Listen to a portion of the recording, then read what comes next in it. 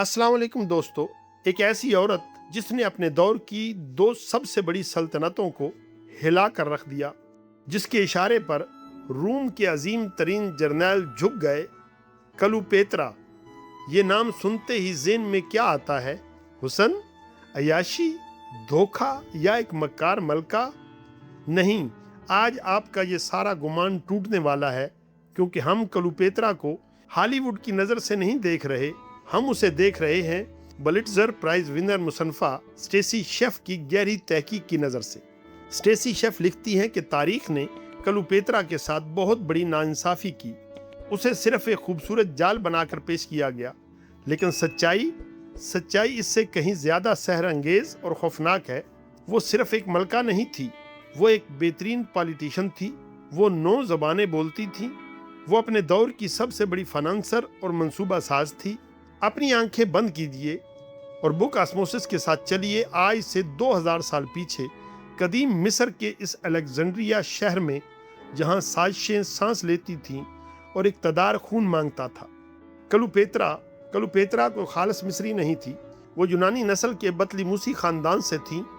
ये वो ख़ानदान था जहां तख्त के लिए सगे बहन भाई एक दूसरे का खून बहा देते थे। जब कलूपेत्रा के वालिद का इंतकाल हुआ तो मिस्र का तख्त कांटों का सेज बन चुका था।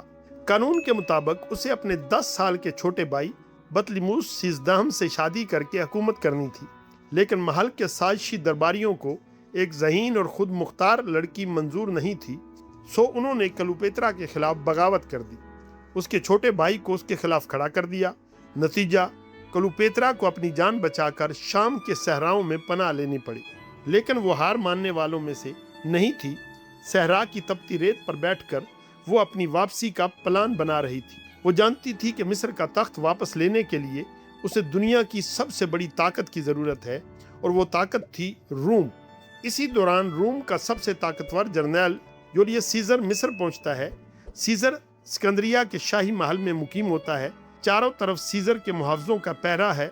कलूपेत्रा का महल में दाखिल होना तकरीबन नामुमकिन था। यहीं से शुरू होता है तारीख का वो ड्रामाई मोड़ जिसने मिस्र और रूम की तकदीर बदल दी। रात का अंधेरा है।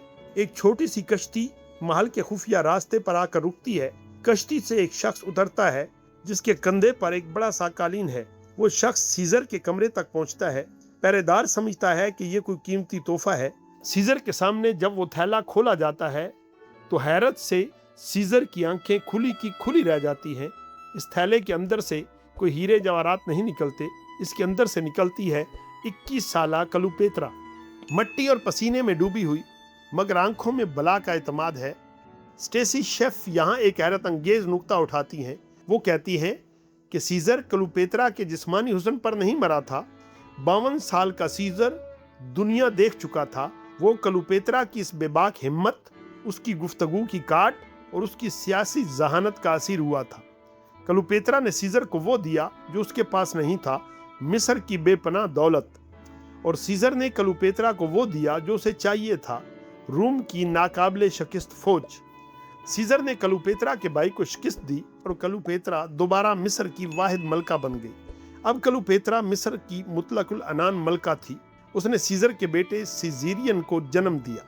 वो रूम जाती है तो किसी मलका की तरह नहीं, बल्कि एक देवी की तरह जाती है। रूम के लोग उसकी शान शौकत देखकर दंग रह जाते हैं, लेकिन तारीख हमें बताती है कि हमेशा अरूज के साथ ही जवाल का साया भी आता है, और यहाँ भी यही हुआ। रूम के सेनेटर्स को डर था कि सीजर कलूपेत्रा के इश्क में मुब्तला होकर रूम की जमहूरियत को ख़त्म कर देगा। इस बिना पर उन्होंने एक फैसला किया, और फिर तारीख का वो बदनाम तरीन दिन आता है।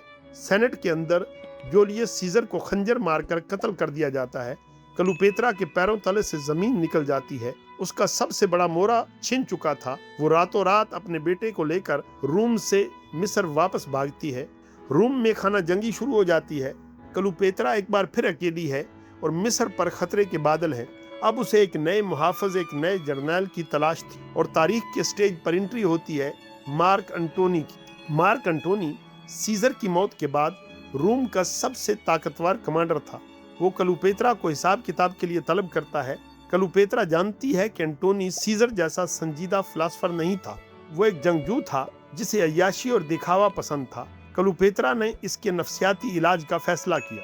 स्टेसी शेफ की किताब इस मंजर को इतनी खूबसूरती से बयान करती है कि पढ़ने वाला सैरज़दा हो जाए। क्लियोपेत्रा एंटोनी से मिलने एक आम कश्ती में नहीं जाती, वो एक ऐसी कश्ती तैयार करवाती है जिसका पैंदा सोने का और बादबान अर्गवानी रेशम के थे। कश्ती के चप्पू चांदी के थे जो मौसीकी की धुन पर पानी में चलते थे। पूरी कश्ती पर ऐसी नायाब खुशबुएं सुलगाई गई थीं कि दरिया के दोनों किनारे महक उठे। जब ये कश्ती एंटोनी के शहर पहुंचती है तो वहाँ के लोग अपने काम धंधे छोड़कर दरिया की तरफ भागते हैं। मंजर यूं बन जाता है कि एंटोनी बाजार में अकेला रह जाता है। जब एंटोनी साहिल की तरफ आता है और कश्ती पर कदम रखता है तो वो क्लियोपेत्रा का कैदी बन चुका होता है। दोस्तों, इन दोनों की मोहब्बत सिर्फ एक अफेयर नहीं था, ये दो सल्तनतों का मिलाप था। उन्होंने साल हा साल तक मिस्र पर हुकूमत की, शानदार जश्न मनाए और रोम को चैलेंज किया। लेकिन रोम का एक और लीडर ऑक्टेवियन क्लियोपेत्रा की इस ताकत से खौफजदा था। उसने रोम के लोगों को भड़काया,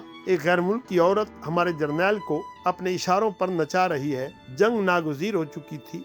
फिर आक्टियम की समुद्री जंग होती है जिसमें ऑक्टेवियन की फौज एंटोनी और क्लियोपेत्रा को शिकस्त दे देती है। एंटोनी ये समझकर कि क्लियोपेत्रा ने खुदकुशी कर ली है, अपनी ही तलवार पर गिरकर जान दे देता है। अब ऑक्टेवियन सिकंदरिया के महल में दाखिल होता है। क्लियोपेत्रा कैद हो चुकी है। ऑक्टेवियन का इरादा था कि वो क्लियोपेत्रा को जंजीरों में जकड़कर रोम की सड़कों पर घुमाएगा ताकि अपनी फौज का जश्न मना सके। मगर एक मलका, एक देवी ये जिल्लत कैसे बर्दाश्त करती।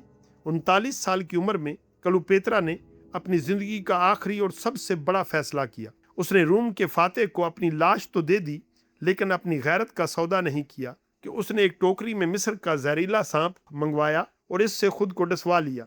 स्टेसी शेफ लिखती है कि मौत के वक्त भी वो एक मलका लग रही थी। वो अपने सोने के बिस्तर पर शाही लिबास और ताज पहने पुरसकून लेटी हुई थी। वो मरकर भी जीत गई। ऑक्टेवियन से जंजीरों में जकड़ने का ख्वाब देखता रह गया और क्लियोपेत्रा तारीख के उफक पर हमेशा के लिए अमर हो गई। दोस्तों, स्टेसी शेफ की किताब क्लियोपेत्रा ए लाइफ हमें मजबूर करती है कि हम तारीख को दोबारा पढ़ें। क्लियोपेत्रा कोई जादूगरनी नहीं थी, वो हालात के रहमो करम पर जीने वाली कोई मजबूर औरत भी नहीं थी। वो अपने दौर की सबसे बड़ी खिलाड़ी थी जिसने तारीख के सबसे बड़े मोहरों के साथ शतरंज खेली। रोम ने उसे मिटाना चाहा, लेकिन आज 2000 साल बाद भी दुनिया सीजर और एंटोनी को सिर्फ इसलिए याद रखती है क्योंकि उनका नाम क्लियोपेत्रा के साथ जुड़ा था। आपको क्लियोपेत्रा की जिंदगी का कौन सा पहलू सबसे ज्यादा सैरअंगेज लगा, कमेंट्स में जरूर बताइएगा। किताबों की दुनिया से ऐसी ही गहरी और शानदार मालूमात के लिए अपने इस चैनल बुक ऑस्मोसिस को सब्सक्राइब करना ना भूलिएगा। अगली वीडियो तक के लिए अल्लाह नेगेबान।